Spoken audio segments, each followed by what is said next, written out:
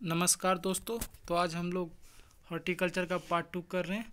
तो इसमें हम लोग cultivation of important vegetable crops करेंगे। पिछला क्लास में हम लोग जनरल हॉर्टिकल्चर किए थे बेसिक, और उसके बाद कल्टीवेशन ऑफ फ्रूट क्रॉप किए थे। तो चलिए स्टार्ट करते हैं टोमेटो का। सबसे पहले नंबर 1 प्रोसेसिंग वेजिटेबल। तो नंबर 1 प्रोसेसिंग वेजिटेबल कौन सा है? टोमेटो। उसके बाद the new botanical name of tomato.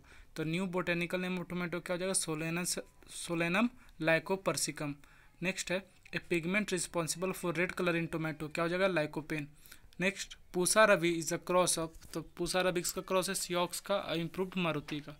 Next है the best combiner variety of tomato. तो पूसा रवि हो जाएगा। Next Pusa Ravi, Arka Saurabh, Pant Bahar and best of all are तो इंटरमीडिएट वेराइटीज हो जाएगा। नेक्स्ट देखें the best suited variety for drought condition. तो क्या हो जाएगा? अर्खा विकास। उसके आगे देखते हैं most serious paste for tomato plant. तो कौन सा हो जाएगा? Root not nematode. नेक्स्ट देखते हैं nematode and bacterial wilt resistant variety of tomato, क्या हो जाएगा? अर्खा वरदान। नेक्स्ट है most important nutrients required for tomato cultivation. तो मोस्ट इंपॉर्टेंट न्यूट्रिएंट जो है जो टोमेटो कल्टीवेशन के रिक्वायर्ड है वो क्या है? Boron and zinc. नेक्स्ट देखते हैं the recommended seed rate of tomato per hectare. तो क्या हो जाएगा? 300 to 350 ग्राम पर हेक्टेयर। नेक्स्ट है harvesting stage of tomato for distant market transportation. जो हार्वेस्टिंग स्टेज होता है तो टोमेटो का फॉर डिस्टेंट मार्केट ट्रांसपोर्टेशन के लिए वो क्या है? Mature green stage. नेक्स्ट है best method of extraction of tomato seed. तो बेस्ट मेथड एक्सट्रैक्शन का टोमेटो सीड का क्या हो जाएगा? Alkali method. नेक्स्ट है blossom end rot of tomato is due to. तो क्या हो जाएगा? Calcium deficiency. नेक्स्ट है fruit cracking of tomato is due to. तो फ्रूट क्रैकनिंग जो डिजीज़ है वो किसके कारण होता है दोस्तों? तो होता है बोरोन डिफिशियंसी। नेक्स्ट हम लोग देखते हैं brinjal. Brinjal is also known as. तो ब्रिंजल को हम लोग क्या बोलते हैं? एग प्लांट भी ब्रिंजल को बोलते हैं। नेक्स्ट है brinjal fruits are good source of. तो विटामिन बी का ब्रिंजल गुड सोर्स है। White brinjal is preferred by. तो क्या हो जाएगा? Diabetics patient. नेक्स्ट है the normal seed rate of brinjal. तो 200 ग्राम पर हेक्टेयर। नेक्स्ट देखते हैं extra early maturity variety of brinjal. तो क्या हो जाएगा? Pusa purple long. नेक्स्ट है phomopsis blight and bacterial blight resistant variety of brinjal. तो क्या हो जाएगा? पंत सम्राट। नेक्स्ट है the normal seed rate of brinjal. तो यहाँ देखिए स्क्वायर मीटर में पूछा है तो क्या हो जाएगा? 100 स्क्वायर मीटर पर हेक्टेयर। नेक्स्ट है नर्सरी एरिया ऑफ ब्रिंजल। तो कितना हो जाएगा? 1.5 से 2.0 kg पर हेक्टेयर। नेक्स्ट है चिल्ली का देखते हैं हम लोग। तो बोटेनिकल नेम चिल्ली का क्या हो जाएगा? Capsicum annuum. उसके बाद है causes of red colour of chilli. Red colour in chilli. तो रेड कलर जो चिल्ली का रहता है वो किसके कारण होता है? कैप्सेंथिन। नेक्स्ट देखते हैं तो cause of pungency in chilli. तो पंजेंसी इन चिल्ली किसके कारण होता है? Capsaicin. Variety suitable for high HDP. HDP क्या हो गया? हाई डेंसिटी जो हो जाएगा प्लांट उसका। तो ये क्या हो जाएगा? ज्वालामुखी। उसके बाद हम लोग देखते हैं leaf curl as resistant variety क्या हो जाएगा? पूसा ज्वाला, पूसा सदाबहार, पंत।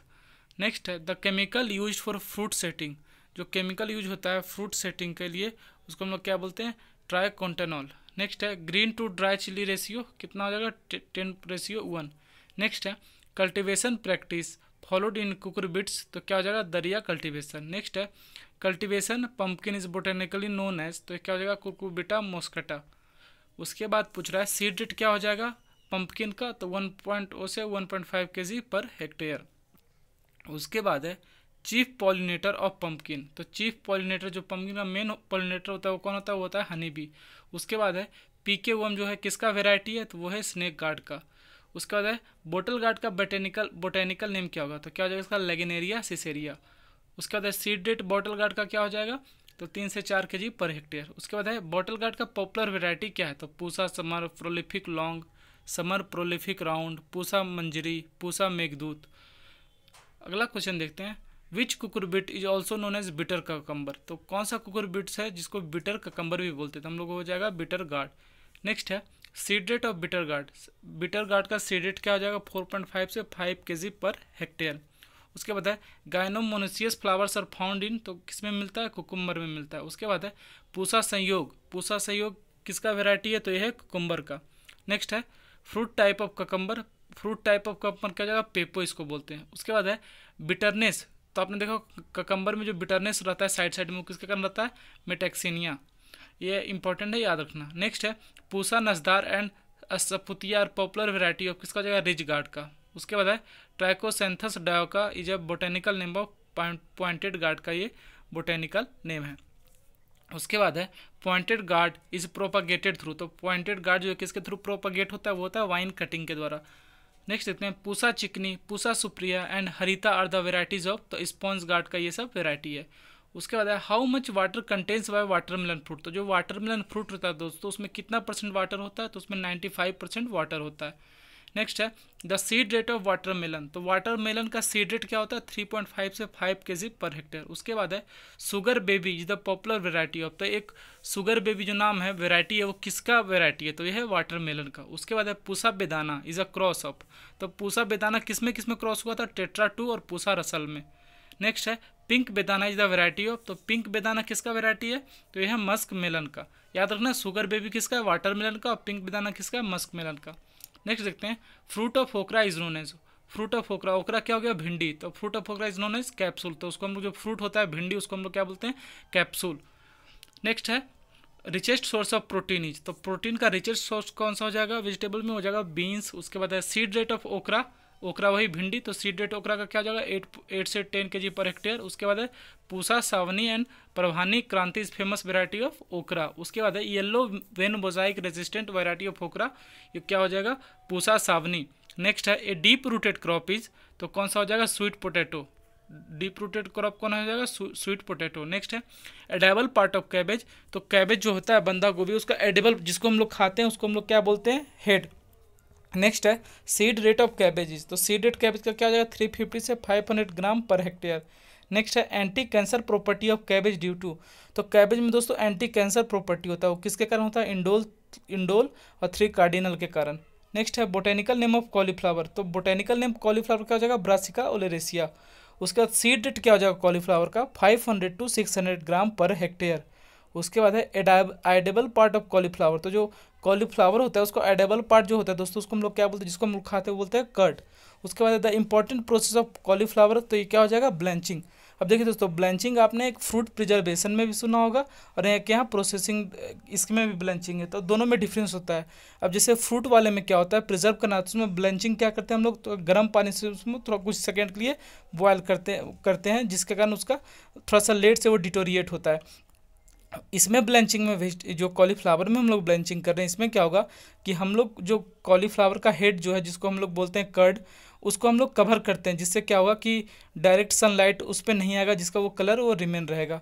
उसका क्लोरोफिल को वो होने फोटोसिंथेसिस को रोकता है, जिससे क्लोरोफिल वो नहीं हो पाता है, इसलिए उसका कलर रिमेन रहता है पेल। नेक्स्ट है seed rate of knolkhol is कितना हो जाएगा 1 से 1.5 kg पर हेक्टेयर। उसके बाद economic part of knolkhol is क्या हो जाएगा extended stem. Temperature required for bolting in onion is less than 15 degree Celsius. Next है Japanese white is a variety of, तो जैपनीज वाइट किसका वेराइटी है, radish का। अब अगला देखते हैं the variety of carrot which is richest source of vitamin A, तो कैरेट का वेराइटी जो रिचेस्ट सोर्स है विटामिन ए का वो क्या हो जाएगा पूसा मेघाली। उसके बाद है IIHR इज लोकेटेड एट, तो बेंगलोर क्या हो जाएगा Indian Institute of Horticulture Research कहाँ हो जाएगा बेंगलोर। नेक्स्ट है which growth regulator is isolated from EM, तो एक हो जाएगा बैटसिन। नेक्स्ट है only tuber crop which is rich in protein, तो क्या हो जाएगा कोलोकासिया। नेक्स्ट देखते हैं हम लोग toxic substance present in colocasia, तो क्या हो जाएगा calcium oxalate. The product of cassava is क्या हो जाएगा sago. Pungency in garlic due to, तो पंजेंसी का जो स्ट्रॉन्ग स्मेल आता है वो किसके कारण होता है, गार्लिक में होता है एलिसिन एलिनेस के कारण। उसके बाद है economic part of sweet potato, तो इकोनॉमिक पार्ट जो जगह स्वीट पोटैटो का उसको क्या जगह एडवेंटियस रूट। उसके बाद है पंजेंसी ऑफ ओनियन, तो जो ओनियन का हार्ड स्मेल रहता है वो किसके कारण आता है, तो एलाइल प्रोपाइल डाइसल्फाइड के कारण। याद है ये इंपॉर्टेंट रहना, देखना ये आता है कभी कभी क्वेश्चन में पूछ देता है। उसके बाद irritation of eye due to cutting onion due to, तो आप देखोगे जब प्याज काटते होंगे तो आई में बहुत ज़्यादा ही इरिटेशन होता है, उसके किसके कारण होता है, प्यूरविक एसिड जो प्रेजेंट रहता है उसके कारण। अब हम लोग ऑर्नामेंटल हॉर्टिकल्चर पे देखेंगे। Leading cut flower exporter in the world is, तो leading cut flower exporter world में कौन है, नीदरलैंड।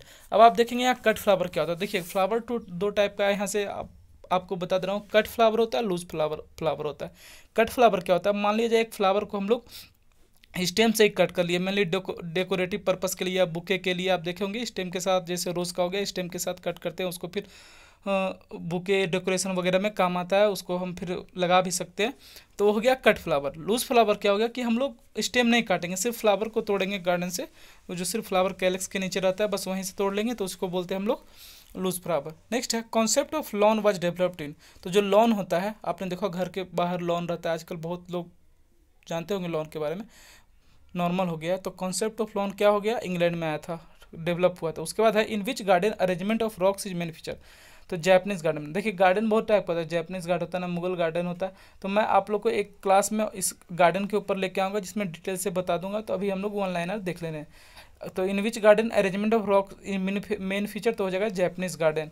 उसके बाद श्रब्स और trees planted at regular interval on boundary for fencing, तो क्या हो जाएगा हेजेस।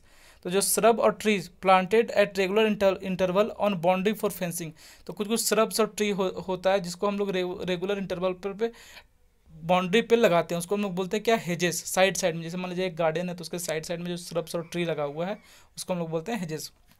नेक्स्ट है the green carpet for the landscape maintain by growing and mowing grasses, तो उसको हम लोग क्या बोलते हैं, लॉन। नेक्स्ट है thorny fencing plant used as a hedge, तो क्या होगा, इंगाडुल्कस। थॉर्नी फेंसिंग मतलब थॉर्नी कांटेदार टाइप का फेंसिंग हम लोग करते हैं, उसको ये बोलते हैं।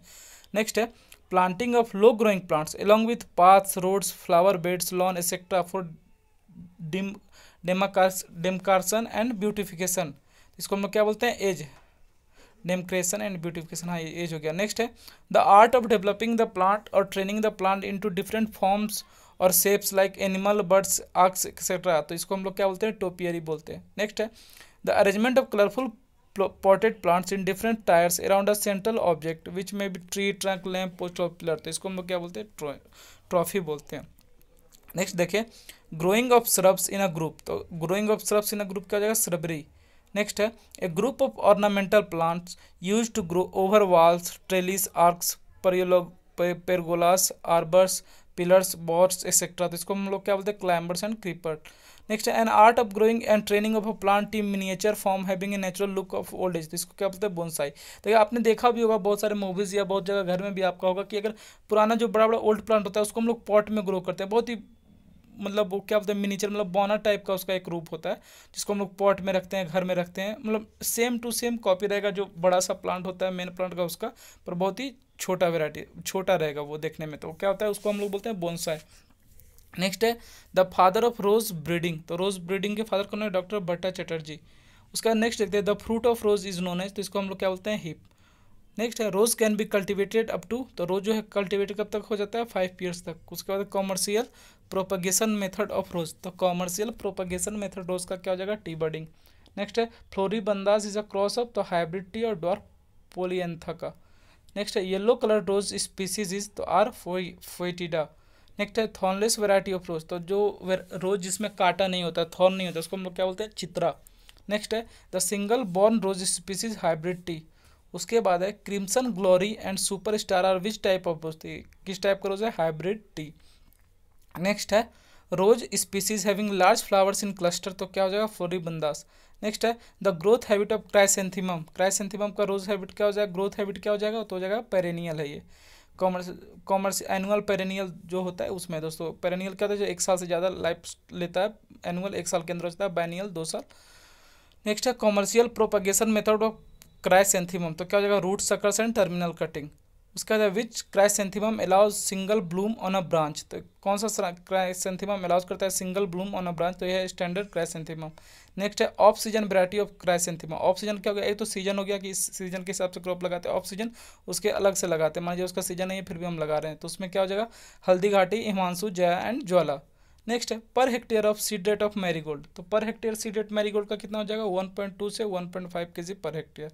नेक्स्ट है commercial propagation method of gladiolus, तो क्या हो जाएगा, कॉम्स।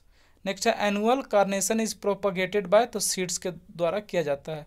नेक्स्ट है true marigold is also known as calendulas, इसको जाना जाता है। उसके बाद है golden age and crown of gold are the variety of, तो जो गोल्डन एज और क्राउन ऑफ गोल्ड है किसका वेराइटी है, अफ्रीकन मैरीगोल्ड का। नेक्स्ट है tuber is commercially propagated by, तो किसके द्वारा प्रोपगेट किया जाता है, ट्यूबर्स। नेक्स्ट है Queen Elizabeth is a variety of, तो क्वीन एलिजाबेथ क्या है, किसका वेराइटी है, फ्लोरीबंदास रोज का ये वेराइटी है।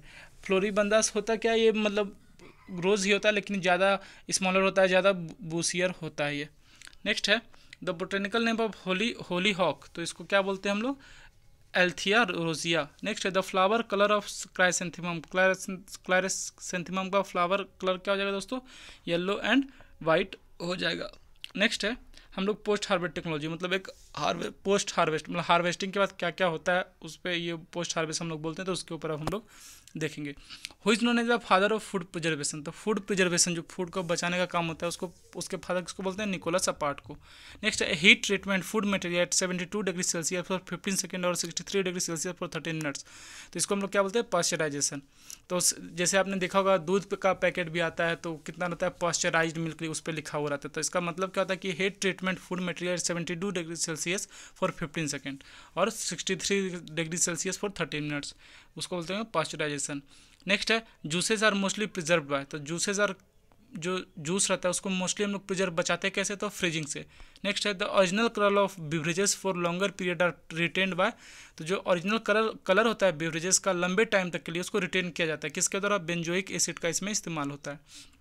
नेक्स्ट है removal of moisture from the food material for preservation, तो रिमूवल जो फूड, अगर मान लीजिए कोई फूड है उसको हम लोग उसका मॉइस्चर निकालेंगे, तो अगर मॉइस्चर निकालेंगे तो डिटोरिएट ही नहीं होगा, तो करते क्यों ये करते ताकि वो फूड प्रिजर्व रहे, तो इसको हम लोग क्या बोलते हैं, डिहाइड्रेशन।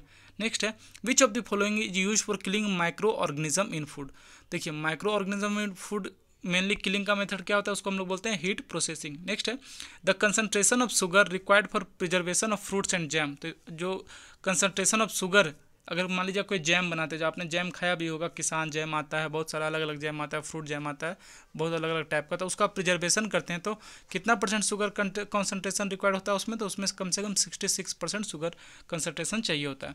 नेक्स्ट है the concentration of salt sufficient to preserve most of food products, तो कितना परसेंट साल्ट का कंसंट्रेशन चाहिए अगर कोई फूड प्रोडक्ट को बचाना है तो कितना हो जाएगा, 15 to 25%।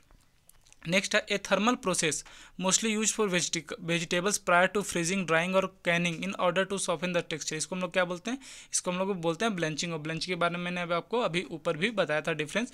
इसमें क्या होता है, किचन वाला अगर जो आप बना रहे हो इसमें ब्लेंचिंग क्या होता है, एक वेजिटेबल में ब्लेंचिंग क्या होता है, कॉलीफ्लावर में। नेक्स्ट है the peeling of fruits and vegetable is known as, तो जो पीलिंग करते हैं मतलब छीलना, ऊपर का परत पील करना, उसको हम लोग क्या बोलते हैं, लाइव पीलिंग। नेक्स्ट है the solution made by dissolving salt in water is called as, तो जो सॉल्यूशन बनाते हैं हम लोग सॉल्ट को वाटर में डिजोल्व करके, उसको हम लोग क्या बोलते हैं, ब्राइन सॉल्यूशन। नेक्स्ट है which fruit beverages contain at least 10% fruit juice and 10% soluble solid, तो ये किसको बोलते हैं, ready to serve, ready to serve beverages में ये रहता है परसेंटेज। नेक्स्ट है the fruit beverages commonly prepared from mango, papaya, bael, amla, तो इसको हम लोग क्या बोलते हैं, नेक्टर। नेक्स्ट है a fruit juice normally contains 25% juice and 40% TSS। TSS यहाँ क्या हो गया दोस्तों, टोटल सॉल्युबल सॉलिड हो जाएगा TSS, तो इसको हम लोग क्या बोलते हैं, स्क्वैश बोलते हैं। मैंगो पल्प इज प्रिजर्व्ड हुआ है, तो मैंगो पल्प रहता है उसको प्रिजर्व कैसे करते हैं, उसको हम लोग प्रिजर्व करते हैं शुगर के साथ। उसके बाद है which fruit beverages is diluted before serving, तो कौन सा फ्रूट बेवरेजेस है जो डाइल्यूट करता है, डाइल्यूटेड करना चाहिए बिफोर सर्विंग, सर्व करने से पहले, तो क्या होता है, syrup. TSS of jam should not be, तो कितना, नॉट लेस देन 70% होना चाहिए। उसके बाद TSS of cooking jam is measured by TSS, फिर मैं आपको बताता हूँ एक बार दोस्तों, TSS क्या होता है, टोटल सॉल्युबल सॉलिड, तो किससे मेजर करते हैं, हैंड रिफ्रैक्टोमीटर। उसका a semi solid transparent product prepared from pectin containing fruit, तो ये सेमी सॉलिड ट्रांसपेरेंट प्रोडक्ट होता है, तो जिसको प्रिपेयर किया जाता है पैक्टिन कंटेनिंग फ्रूट से, तो इसको हम लोग क्या बोलते हैं, जेली। बहुत लोगों ने, आप लोगों ने जेली खाया भी होगा, देखा भी होगा। नेक्स्ट है for jelly making fruit should be harvested at, तो जेली मेकिंग के लिए जो फ्रूट है वो कब हार्वेस्ट किया जाता है, तो ये होता है firm ripe stage. Firm ripe stage क्या होता है, मतलब राइपनिंग से मतलब जो पूरा मैच्योर राइप हो जाता है उससे थोड़ा सा भी पहले, प्री राइप में। इसमें क्या होता है, इजीली आप स्लाइस कर सकते हो, कलर अच्छा आता है, तो ये होता है फर्म राइप स्टेज। नेक्स्ट है the pH of final jelly should be, तो 3.2 है, वैसे जनरली देखा जाए तो बहुत सारे बुक में आप देखोगे 3.1 से 3.5 रहता है, तो 3.2 ये आप देख सकते हो। नेक्स्ट है the instrument use to know pectin content, तो पैक्टिन कंटेंट जानने के लिए क्या हम लोग इंस्ट्रूमेंट यूज करते हैं, वो जेली मीटर। नेक्स्ट है ए फ्रूट और vegetable impregnant with the cane sugar और ग्लूकोज सिरप, तो इसको हम लोग क्या बोलते हैं, कैंडिड फ्रूट और वेजिटेबल। नेक्स्ट है ए फ्रूट और vegetable impregnant with the cane, इसको तो हम लोग कर लिए। नेक्स्ट है a product separated from strained pulp of fully ripe tomato fruits after cooking. तो इसको हम लोग क्या बोलते हैं, टोमेटो सॉस और केचप, और डेली लाइफ में हर कोई इसको यूज करता है तो पता होगा। तो इसका मतलब क्या है, product prepared from strained pulp of fully ripe tomato. तो इसका हो जाएगा टोमेटो सॉस केचप। नेक्स्ट है TSS percent of tomato sausage. तो इसमें TSS परसेंट टोमेटो सॉस जो आप लोग खाते हैं, हम लोग खाते हैं, इसका कितना टोमेटो सॉस का TSS परसेंट कितना होता है, टोटल सॉल्युबल सॉलिड होता है 30%। नेक्स्ट है the salt concentration in pickle is maintained eight, तो 8 से 10%। जैसे आप पिकल देखते होंगे घर में भी बनता है पिकल, तो उसमें साल्ट परसेंटेज कितना रहता है, generally 8 to 10% salt concentration. Next है CFTRI डिनोट्स। तो CFTRI किसको डिनोट करता है, central food technology research institute. ये कहाँ मिलता है, ये कहाँ है दोस्तों, तो यह मैसूर में। तो ये था हमारा आज का क्वेश्चन आंसर हॉर्टिकल्चर का पार्ट 2, जिसमें हम लोग ने कवर कर लिया है ये 1 लाइनर क्वेश्चन। तो दोस्तों अगले क्लास में हम लोग अदर टॉपिक पे फिर से स्टार्ट करेंगे। तब तक पढ़ते रहिए, खुश रहिए। जय हिंद।